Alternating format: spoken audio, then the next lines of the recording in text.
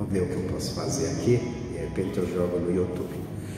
Bom, eu quero falar hoje, irmãos, de uma coisa importante nessa noite. De manhã eu preguei uma mensagem, mas agora eu quero... Isso aqui me chamou, eu lendo a Bíblia, isso me chamou muita atenção, que é a obra que Deus fez em nossas vidas. Será que nós temos visto da maneira que Deus vê o que Deus fez em nós, através da obra da cruz do Calvário, através daquilo que Jesus fez? Ou será que nós estamos tão alheios à obra de que Deus fez em nós, que nós estamos nos vendo de outra maneira, e por não estarmos nos vendo da maneira que Deus nos vê e da maneira que Deus fez a obra e já foi realizada em nós, que cremos em Cristo? E eu creio que você está aqui porque você crê em Cristo. Não é possível você estar aqui nessa noite se você não crê em Cristo. A obra que Ele fez, por nós não entendermos, não compreendermos o que acontece. Às vezes a gente começa a andar de uma maneira ainda carnal, com a visão carnal das coisas. Quando nós entendermos a obra que Deus fez em nós, nós assumimos o nosso papel no reino dos céus, e o nosso papel é de grandes, porque Ele nos fez reis e sacerdotes para Deus, para Deus. Nós não somos sacerdotes do pecado, nós não somos sacerdote de Belial, Belial é o demônio, nós somos sacerdote do Deus vivo. Ele nos fez reis para Deus, para reinarmos com o poder de Deus, debaixo da autoridade de Deus, não para reinarmos fora de Deus, que não reine o pecado em nós, reine a palavra de Deus. Então fomos feitos, uma obra foi muito grande, e nós estamos debaixo de uma capacidade tão grande, que nós somos capazes de realizar coisas grandes em Deus. Só que muitas das vezes nós não estamos compreendendo, e por não compreender, aí nós ficamos ainda naquela visão carnal, e muitas das vezes até nós passamos a sermos admiradores de homens, até homens de Deus, e deixamos de focar a nossa mente em Deus e no que Ele fez por nós. Paulo, escrevendo para a carta aos Coríntios, a igreja dos Coríntios, de Coríntios, na primeira carta aos Coríntios, ele nos dá uma lição grande aqui no que ele escreve para nós entendermos. E eu quero trazer aqui os dois lados da moeda. O lado do que Deus fez, e quando a pessoa compreende o que Deus fez dela, a obra que Ele fez nela, a obra que Deus fez na igreja, em Cristo. E quando não entende, apesar de ser de Deus, mas não está entendendo. O erro do cristão é não ter o prazer de aprender, de buscar conhecer quem é Deus e o que Deus fez na vida dele. Por isso que fica aí sofrendo, e muitos até já abandonaram até a fé, se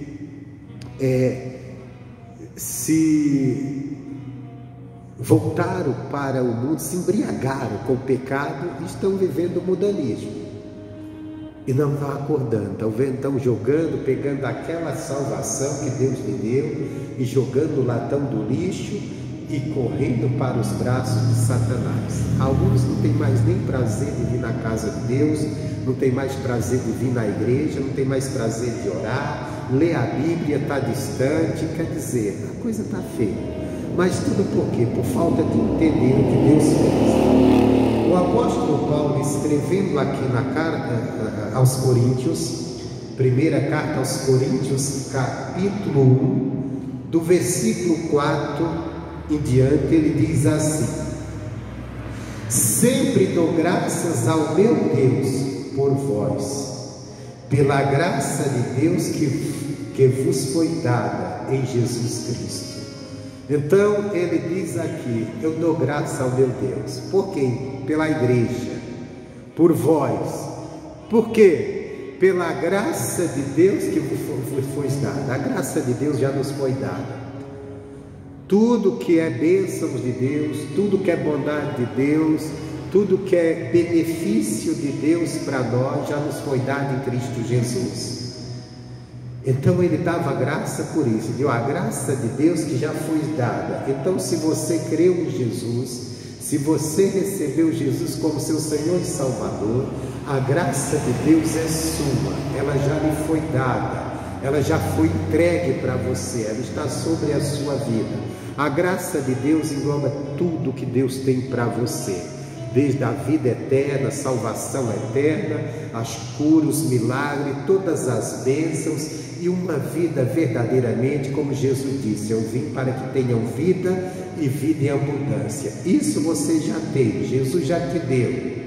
No versículo 5, ele diz assim: porque em tudo fostes enriquecidos. Em tudo, olha só, você já foi enriquecido em tudo. Não tem pobreza com você, não tem pobreza de conhecimento, não tem pobreza de nada. Na graça de Deus que está sobre você, te tornou uma pessoa rica, mas rica de todo o conhecimento de Deus, de todas as bênçãos de Deus. Então ele diz: porque em tudo foste enriquecidos nele. Agora é nele, é em Cristo.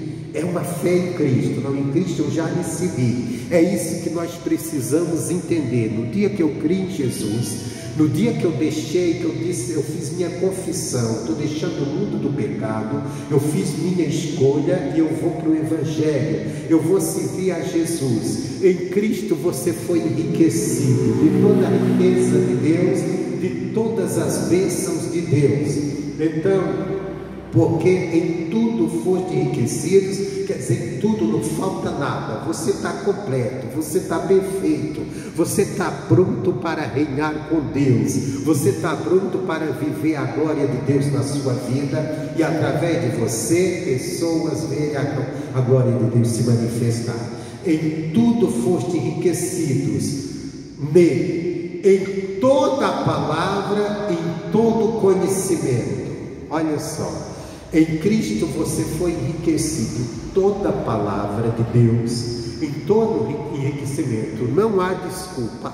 Eu não entendo a palavra de Deus, eu não conheço a palavra de Deus, eu não conheço o amor de Deus, eu não conheço nada de Deus. Isso é desculpa, é porque você não está olhando para Cristo, ou não está nele. Se estiver nele, na palavra dele, no que ele ensina, você foi enriquecido aqui. Você tem o conhecimento de fazer coisas que o homem mais sábio desse mundo não consegue fazer.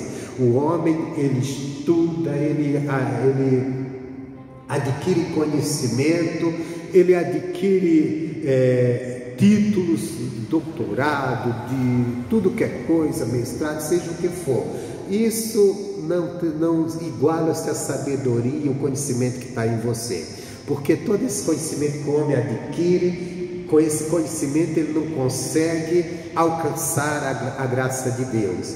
E com o conhecimento que você recebeu em Jesus, você consegue chegar até Deus. Você consegue crer em Deus, fazer uma oração e ver o poder de Deus se manifestando, curando o doente, libertando o cativo. Você coloca todo o poder de Deus em ação quando você vive esse conhecimento. Nós precisamos assumir isso, meu irmão. Ele está dizendo que nenhum conhecimento nos falta. Quantas às vezes estamos lá, Deus, eu preciso te conhecer, e oramos pedindo, eu preciso disso. Não, já nos foi dado. Nós temos é que acordar, nós temos é que crer, nós temos que correr para a palavra de Deus.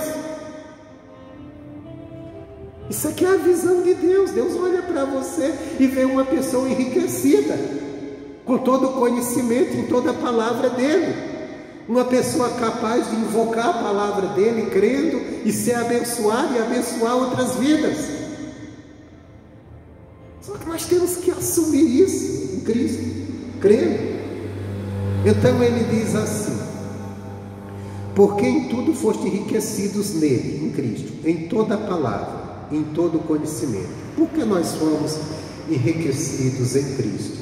Porque no dia que Jesus subiu aos céus, e ele subiu como homem, é o único homem que está lá do lado de Deus, porque os outros que têm lá não são homens, são anjos, são seres celestiais.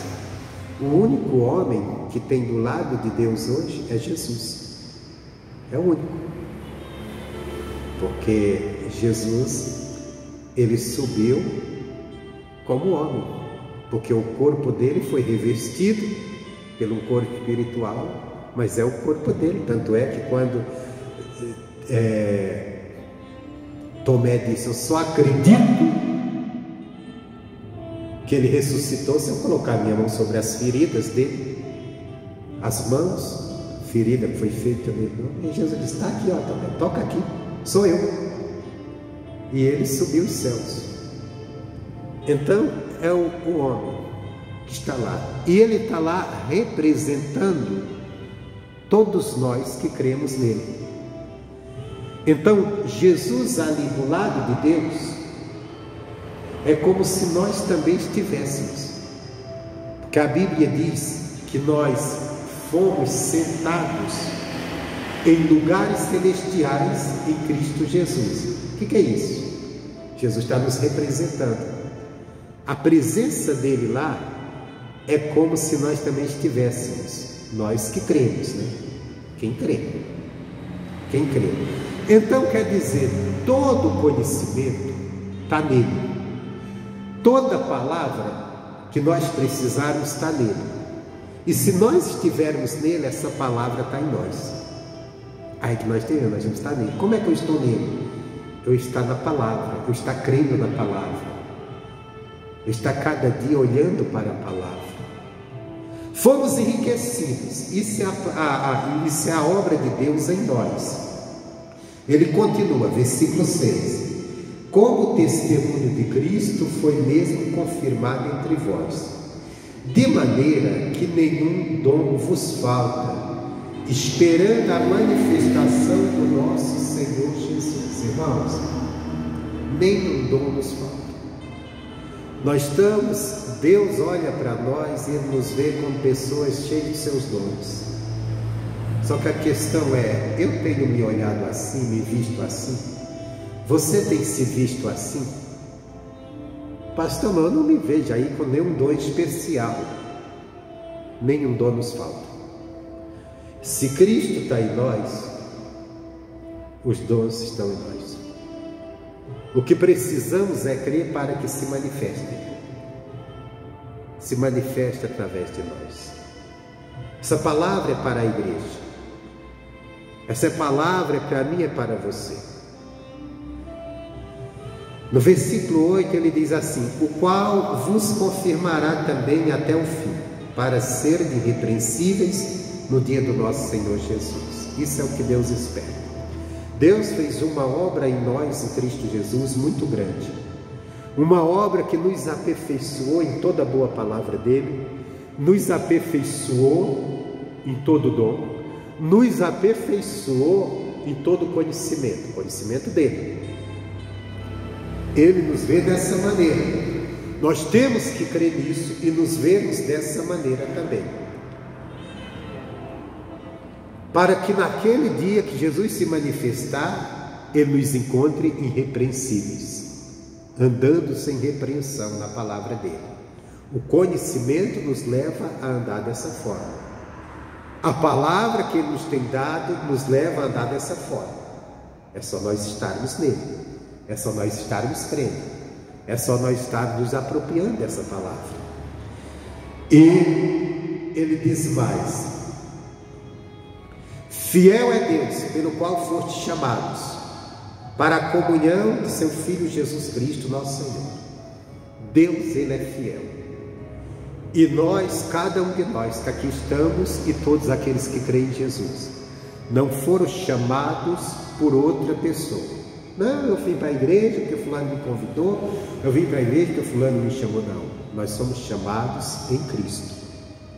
Foi Deus que nos chamou. Deus nos chamou em Cristo, e Deus nos chamou para que nós tenhamos comunhão com Jesus Cristo. Nossa comunhão não está com o mundo. Aquela pessoa do mundo, o mundo é cheio de senhores, é cheio de pessoas respeitáveis, pessoas que são admiradas por multidões. E essas pessoas, elas são influenciadoras, elas influenciam as pessoas com as suas ideias, com seus pensamentos, com suas ideologias, com seus discursos, às vezes até muito bonito. Nós não podemos ser influenciados por esse povo. Nossa comunhão não é com eles, nossa comunhão é com Cristo. Nossa comunhão é com a palavra de Deus. Se alguém vem para te influenciar, essa pessoa despreza a palavra de Deus. Essa pessoa nega a palavra de Deus. Pode ter, vamos dizer assim, o pensamento mais bonito, expressar um discurso bonito, mas se não tiver na palavra de Deus, se não estiver mostrando comunhão com Deus, se não estiver mostrando que serve a Deus, não serve para ser, não serve para mim eu ter comunhão com Ele. Não tem. Ah, mas é uma pessoa muito boa, é uma pessoa que diz, e todo mundo diz que ela é boa, todo mundo diz que ela é boa. Todo mundo pode dizer, o mundo tem sua maneira de medir as pessoas, principalmente que elas gostam. E quando uma pessoa consegue ganhar muitas pessoas, as pessoas chegar a uma certa importância, ela arrebanha muita gente para ela. Mas se não tiver aqui em comunhão com Cristo, temo, porque a minha comunhão é com Cristo. Minha comunhão não é com A ou B, fomos chamados para isso. Deus nos vê assim, com toda a sabedoria, em todo o conhecimento que nenhum dom nos falta. Agora, isso é a maneira como o que Deus fez em nós, através de nós cremos em Cristo. Será que eu tenho me visto assim? Será que você tem se visto dessa forma? Ou será que alguém pode dizer, não, pastor, Paulo está falando aqui da igreja de Coríntios. Esse povo de Coríntios era diferente da gente. Era esse povo que tinha tudo isso, mas será que nós temos? Essa igreja era uma igreja perfeita. Não, não é. A obra de Deus é perfeita. Mas por eles não entenderem essa obra de Deus, eles não andavam nessa perfeição. Eles não andavam. Agora, eu quero que você entenda uma coisa. A obra foi feita por Deus. Por isso nós temos que buscar o entendimento, o conhecimento da palavra, para entender o que Deus fez em nós. Porque se nós não entendermos, aí nós vamos achar que ainda somos aquelas mesmas velhas pessoas, apegadas àquelas velhas coisas do passado, sendo guiados por pessoas às vezes sem Deus. Os coríntios, Paulo está dizendo, nós vemos aqui uma coisa bonita. Você lê esse início e você fala, nossa, como a igreja de Coríntios era uma igreja avivada. Não, isso aqui é a obra que Deus fez neles, que Deus fez em mim, que Deus fez em você, através de Cristo, e que nós precisamos crer e andar nisso aqui. Porque quando nós não entendemos, acontece o que acontece com essa igreja, que Paulo está dizendo que tem tudo isso, dons enriquecidos em tudo, mas no capítulo 3, Paulo fala para os mesmos cristãos, ele diz assim, e eu, irmãos, não vos pude falar como a espirituais, mas como a carnais, como a meninos em Cristo, com leite vos criei, e não com carne, porque ainda não podeis, nem tampouco ainda agora podeis, porque ainda sois carnais. Olha que coisa, parece uma contradição do início. O início ele diz que nenhum dom falta, que eles estão enriquecidos de tudo, de todo conhecimento, e agora está dizendo, vocês são carnais, eu não posso falar como fala um adulto, tem que falar como estou falando com um menino. Estou falando aqui menino espiritual, sem crescimento espiritual. Mas o que tem a ver? Existe uma contradição aqui? Não, não existe. O início ali, Paulo estava falando a obra de Deus na vida daquele povo, a obra de Deus na minha vida, na sua. Foi o que Deus fez, é o que nós somos para Deus.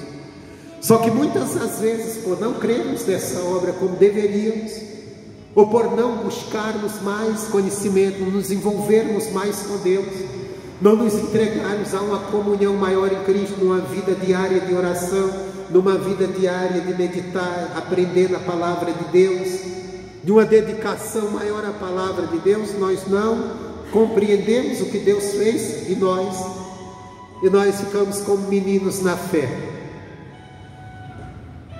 E como meninos, agimos carnalmente. Carnal é o que? Natural, de uma forma natural, nas mesmas práticas que qualquer pessoa carnal tem. Às vezes se metendo em confusão que não deve, se metendo em conversas que não deve, em coisas que não valem a pena, dando muita atenção a coisas que não vai acrescentar nada, que não vai mudar nada na sua vida, nem na vida de ninguém que está te ouvindo. Às vezes abrindo a boca para falar coisas que não deve, quando deveríamos estar inteirados desse conhecimento de quem somos em Cristo, e conhecendo isso em Deus, fazendo coisas grandes, chegando diante do doente, levando a cura, diante do endemoniado, levando a libertação, diante do necessitado e levando a solução, porque foi isso que Jesus fez. Jesus chegou diante do doente e levou a cura, de um endemoniado levou a libertação, ele estava diante de 5.000 pessoas necessitadas, ele levou alimento para todos. E ele levou como? Ele comprou um caminhão de cesta básica? Não. Ele contratou um restaurante? Não. Ele abençoou 5 pães e 2 peixes, e com a bênção Deus alimentou aquelas pessoas. E nós estamos debaixo desses dons espirituais. Nós estamos cheios desses dons. Esses dons, e com essa palavra poderosa que pode mudar vidas, que pode ajudar pessoas e que pode nos ajudar. Mas quantas as vezes nós não estamos sendo meninos na fé, deixando o nosso lugar em Deus e nos apegando e nos assemelhando àqueles que não têm Deus, agindo de uma maneira carnal. Quantos cristãos que não estão enfurecidos, brigando por causa de política? Que tal política é isso, tal política é aquilo, tal política é aquilo. Que eu vou pegar meu Facebook, sair postando coisa do político tal, defamando o outro que eu não gosto e afamando o que eu gosto, que aquele que eu gosto, assumir, ele vai mudar o país, ele vai ajudar o país. Meu irmão, sabe quem vai ajudar esse país? Eu e você, se nós assumirmos o nosso lugar em Cristo. Se nós orarmos verdadeiramente crendo, se a gente deixar as briguinhas, as picorrinhas dos políticos para lá, e nós estou falando isso, que hoje é uma febre em cima disso, de um lado como de outro, pessoas inflamadas, pessoa tentando, toda hora, tem gente que fica nas redes sociais procurando, Facebook, YouTube, procurando, onde foi que esse político errou, porque eu tenho que postar, que é para mostrar que ele não presta. Tem que mostrar que esse fulano roubou, que esse fulano fez isso, que esse fulano fez aquilo. E se a gente não tomar cuidado, a nossa carne nos leva a essas coisas. E isso não é nossa caminhada. Nossa caminhada é a gente anunciar o Evangelho. Nossa caminhada é a gente levar a palavra de Deus. Nossa caminhada é, se tem algo errado, a gente dobrar o joelho, orar e buscar Deus. E não é buscar Deus, derruba o fulano, derruba o ciclano, não. É orar, Deus muda essa nação. Deus muda esse país. Deus ajuda a tua igreja a anunciar a tua palavra debaixo do teu poder e parar de tanta confusão, de tanta briga com política. Porque a coisa está dos grandes aos pequenos. Às vezes está de lideranças religiosas a membros de igreja. Às vezes o membro também tem a linguana para criticar a liderança, mas ele é a mesma doença também. O fanatismo doente, não podemos estar nisso. Você foi enriquecido de todos os dons, de toda a sabedoria. Você é uma pessoa cheia do Espírito Santo. É Deus te vê dessa maneira, enriquecido por Deus, Cristo Jesus. Para se você vê algo que está errado, e tem muita coisa errada, você orar e dizer: Deus, o Senhor vai mudar. E confiar em Deus. É isso que eu tenho que fazer. É isso que você tem que fazer. Não ficarmos brigando, defamando A ou B. Porque eu não gosto do Lula. Lula para mim é Lula ladrão, Lula é isso, é aquilo, Lula é aquilo outro. Isso não é papel de cristão. Porque eu não gosto do Bolsonaro, ele é um genocida. Isso não é papel de cristão. O papel de cristão é: se tem algo que eu não gosto, tem algo que talvez está errado, eu vou orar, eu vou buscar a Deus, porque eu tenho poder em Deus para invocar o meu Deus, o juiz de toda a terra, que vai fazer justiça, que vai mudar as coisas, e vai mudar através da minha oração, através do meu clamor. Oh, meu irmão, é isso que nós precisamos. Nós precisamos assumir o que Deus fez em nós e agirmos como tais. Só que quando nós não acreditamos, quando nós não entendemos, agimos como meninos. Paulo disse na igreja: vocês estão enriquecidos, nenhum dom vos falta. E agora ele está dizendo: eu não posso falar com vocês como adultos, tenho que falar como fala menino, porque vocês ainda são carnais. E o primeiro ponto do carnal é que ele gosta de tomar partido. O carnal gosta de partido. Olha o que ele diz, como estava a igreja, porque eles eram carnal. Irmão, o que está acontecendo hoje? A igreja de Cristo tem que acordar, tem que ser a igreja de Cristo. Versículo 5, versículo 4. Porque dizendo: um eu sou de Paulo, outro eu de Apolo, porventura não sois carnais? Pois quem é Paulo? Quem é Apolo? Senão ministro pelos quais crestes, conforme o que o Senhor deu a cada um. Eu plantei, Apolo regou, mas Deus deu o crescimento. Quem vai dar o crescimento é Deus. Quem vai crescer é Deus. Então nós temos que invocar a Deus. Mas o carnal fica tomando partido: não, eu sou desse que esse é melhor, eu sou daquele que aquele é melhor. Nós somos de Deus, nós somos de Cristo, e se nós somos de Deus, é o nosso Deus que resolve problemas. Por exemplo, nós estamos passando, não só nós, o mundo inteiro está passando dificuldades muito grandes por causa dessa pandemia que tomou conta, e onde vai a gente vê só, se a gente vai estar, não está dizendo noticiário, é todo mundo passando dificuldade. Quem pode resolver isso? Deus. Deus pode resolver. Mas se tiver pessoas que assumam a sua posição em Cristo, em Deus, de crer: eu vou orar e Deus vai mudar. Você quer ver um exemplo? Na época de Eliseu, Israel estava passando por uma grande fome, e era grande, a ponto que duas mães, uma combinou com a outra e disse: hoje eu vou matar meu filho, uma criancinha, um bebezinho, nós vamos comer, senão a gente vai morrer de fome. Amanhã a gente mata o teu. E mataram aquela criança e se alimentaram dela. Imagina isso, que fome tremenda. No outro dia, disse: agora é teu filho. Acabou o canibalismo. Aí uma chegou para a outra e disse: agora é teu filho. A outra disse: não, meu filho não. Não tenho coragem de matar meu filho, não. Comer a carne dele. Aquela ficou com queixa. O rei estava passando. Ela gritou e disse: rei, me ajuda aqui. O rei disse: eu não sou Deus para te ajudar. Disse: é que ontem eu matei o meu filho para me alimentar junto com minha vizinha. E comemos. E hoje temos que matar o dela, que foi combinado. E ela não quer. E se não matar, vamos morrer de fome.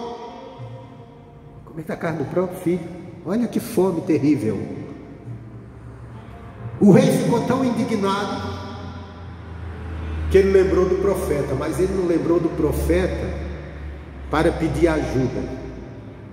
Ele disse: isso é coisa desse profeta, porque é ele que profetiza essas coisas. Aquela fome estava por causa do pecado. O mundo está enfrentando o que enfrenta, não é por nada, né? Porque o mundo anda em pecado. Afastado de Deus, as coisas ruins acontecem. Se nós tivéssemos o mundo todo andando com Deus, temendo a Deus, nós teríamos um outro mundo abençoado. Então o profeta com certeza tinha avisado que ia acontecer aquilo. Aí o rei disse: eu vou matar o profeta. Mandou um capitão, pega 50 homens e vai prender o profeta. Me traz aqui. Quando aqueles homens chegaram até o profeta, disse: homem de Deus. O profeta disse: eu sou homem de Deus, desça fogo do céu e consuma todos vocês. Desceu na hora, fogo do céu, acabou com aqueles soldados. Mandou o rei com 50 soldados. Mais uma vez: se eu sou homem de Deus, que Deus. O profeta sabia que o rei tinha mandado chamar, não era maldade, era para matá-lo. Até que foi o último. E o último que foi disse assim: ó, profeta, tem misericórdia de mim. O rei mandou, mas eu não tenho culpa. Não vai pedir para Deus acabar comigo, não. O profeta: tudo bem. E o profeta foi.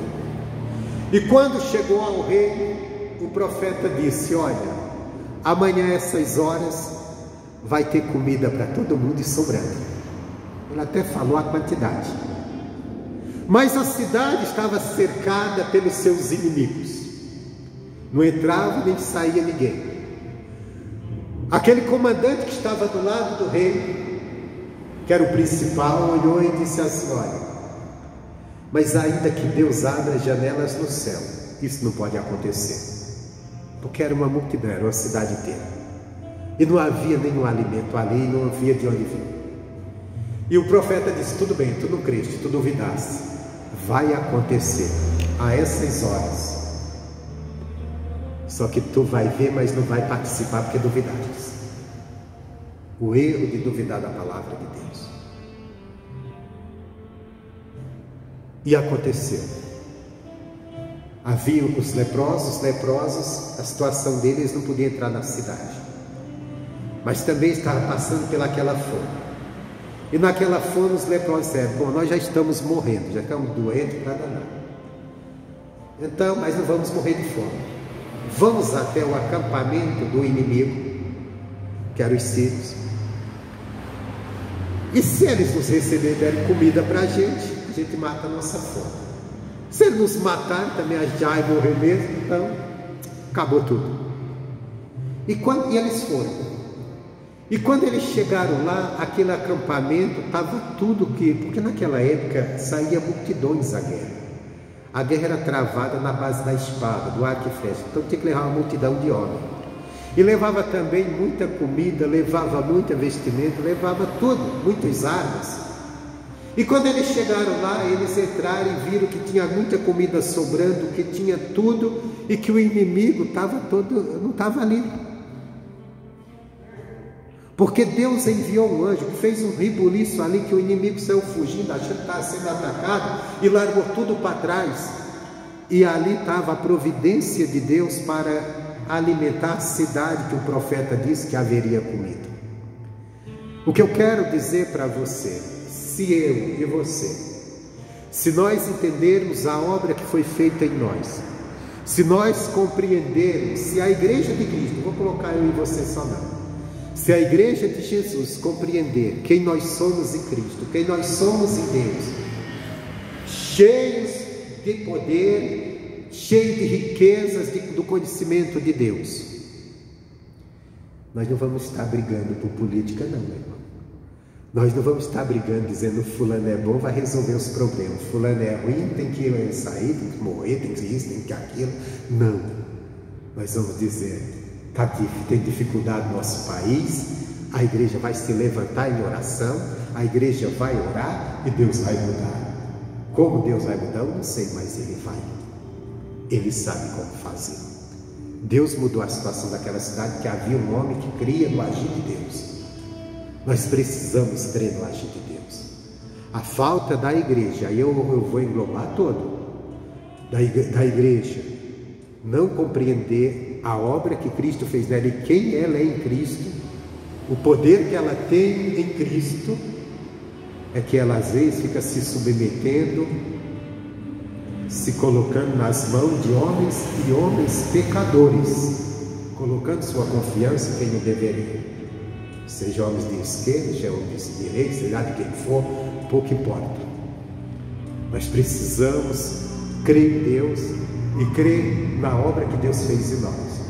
Acreditar no nosso clamor, na nossa oração. E se algo está errado, fazer como o profeta. Não, eu vou buscar Deus. Deus vai mudar isso aqui. Deus vai mudar a situação, seja da cidade, seja do nosso país, da nossa nação. Nós precisamos crer nesse Deus. Nós precisamos crer na obra que Deus fez em nós, para que nós não venhamos agir como carnais.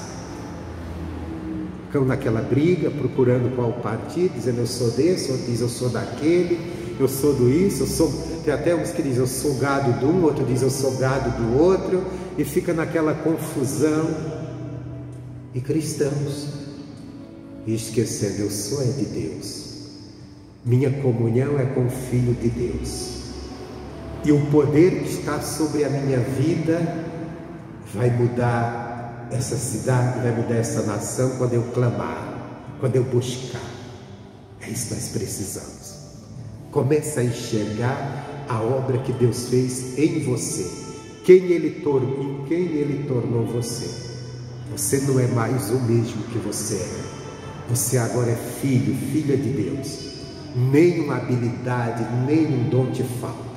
Foi enriquecido com todo o conhecimento e toda a palavra de Deus. Assuma isso e não abra sua boca para falar palavras que os carnais falam.